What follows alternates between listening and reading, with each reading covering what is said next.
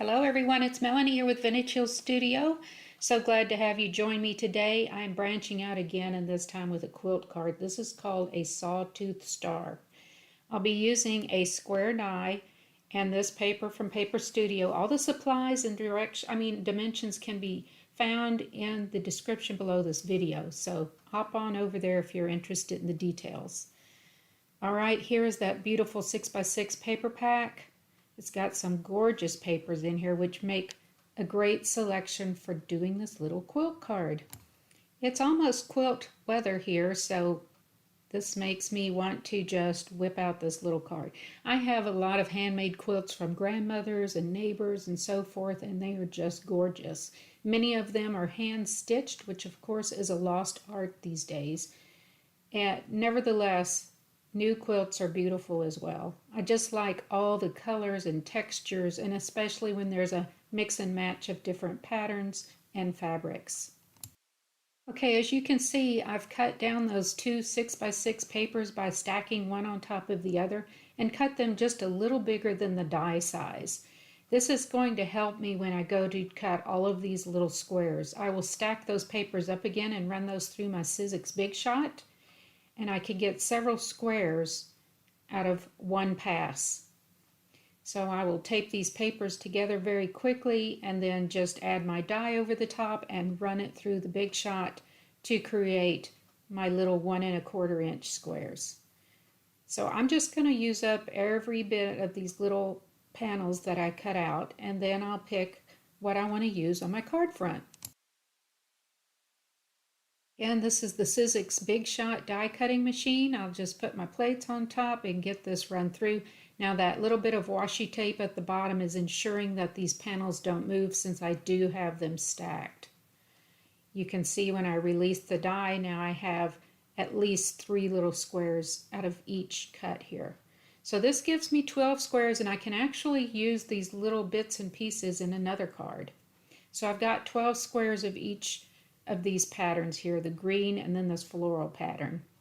And I'm going to need to set aside, let's see, 7 of the florals, and I decided to go with 4 of just the green color. This is what's going to make that Sawtooth Star on the front of my card, and I'll keep all the excess squares for a secondary card later on. Okay, again, 4 and 7. Now I'm bringing over my Fiskars paper trimmer here because this allows me to do really detailed cuts using the grid that is on my paper cutter. So you can see I'm setting these like a diamond shape, and I'm lining up the top and bottom tips with the cutter panel right there, and also horizontally across. And then I'm going to get 2 equal sized triangles out of each square. So I'll go through and do that for each one of these squares, preparing to put together my little quilt. Okay, now you see I do like to start with the blade in the center so those don't move when I'm pressing down on the cutting blade. So that's why I always put the cutting blade right down the center. Okay, now you're going to set aside 1 square for the center of your Sawtooth Star. And then you've got all those other triangles there. And then I've cut a little mat here out of 3 3/4 by 5 inch, just in that ivory, and then 4 by 5 1/4 in the green, and that's going on a 4 1/4 by 5 1/2 inch card this week.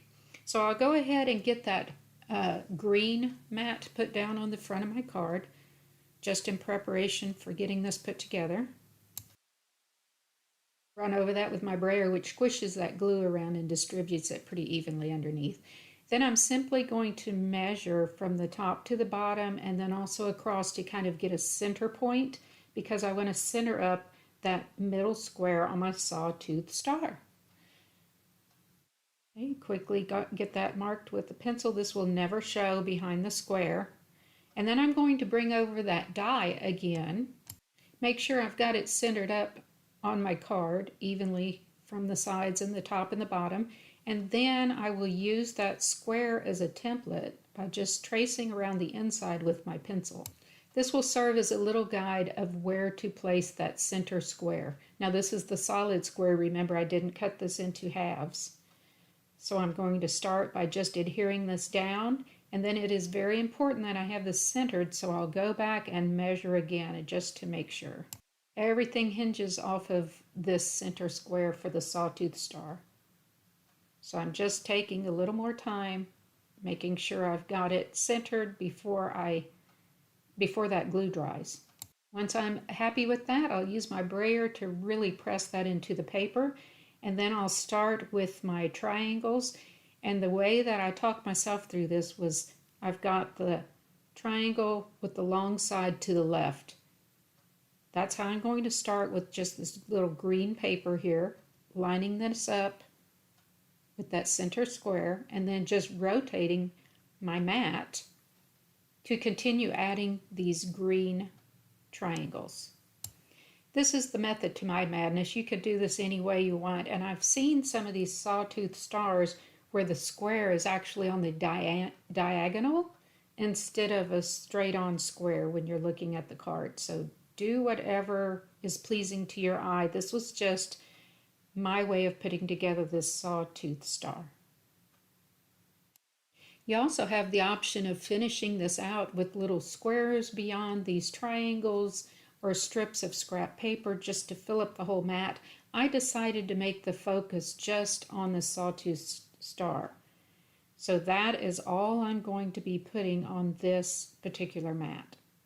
I won't be adding any other squares or strips of scrap paper or anything, just the star elements. And I love how these papers are going together. So when you work from a single paper pad like this, the colors tend to coordinate so well. It makes some, searching for scraps so much easier because the colors coordinate. And I love that in this quilt card. Okay, you can see once you have all your pieces and parts cut out how quickly this goes together. So that completes my little Sawtooth Star. And I'm going to set this aside to let the glue completely dry. And while that star is drying, I'm going to use a few more of these little these little triangles to add corners. And I just thought this finished out the mat very nicely. Okay, so once everything is really thoroughly dried, really set it aside and let that glue cure, because you don't want any of these elements to move when you run this through your embossing folder. This is how I'm adding the stitching to my quilted card here. This is a Swirly Pattern by Darice and one of my favorite little tools, the Texture Boutique by Sizzix. Now this particular machine is only used for embossing. You can't die cut with this. But I love the size of it, and I love using this for these small folders. So there is the faux stitching on my quilt card. Hey, I am so glad you dropped by today. I hope you enjoyed the process of putting together this quilt card. I think I'm going to try some more of those. We have quite a few quilters in our community, which again is a lost art for sure. But oh my, what beautiful quilts they put together, and I just love the art behind the quilts. So, thanks again for stopping by. Feel free to become a subscriber, leave me some comments, a thumbs up, and I hope to see you again next week. Happy crafting, everyone!